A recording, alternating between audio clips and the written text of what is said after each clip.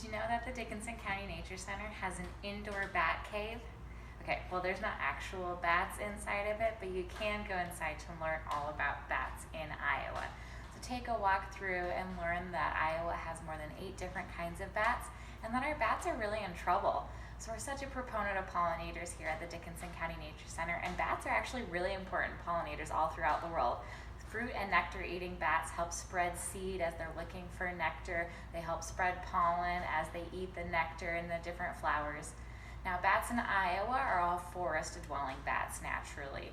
However, after deforestation with European settlement, we lost up to 80% of our forests in the state, and that put a lot of bats in jeopardy. Now, here in northwest Iowa, we have mainly big brown bats and little brown bats, and they have adapted to use man-made structures as roosts instead of as many trees.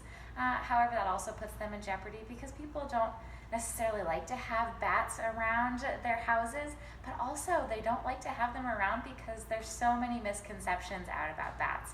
You know, people think that bats suck your blood, and that's just not true. There's only a couple different kinds of vampire bats in the entire world, and all of them live in Central America, so you wouldn't have any of them here in Iowa. They also say, well, bats carry rabies, and that's not true as well, because there's only about less than 1% of bats that actually carry rabies.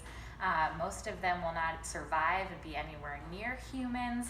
And there's only been about 11 documented cases of rabies being spread to humans by bats in the last 30 years, which is much, much less than cases of rabies spread by other wildlife or even domesticated animals. So bats are really, really neat creatures.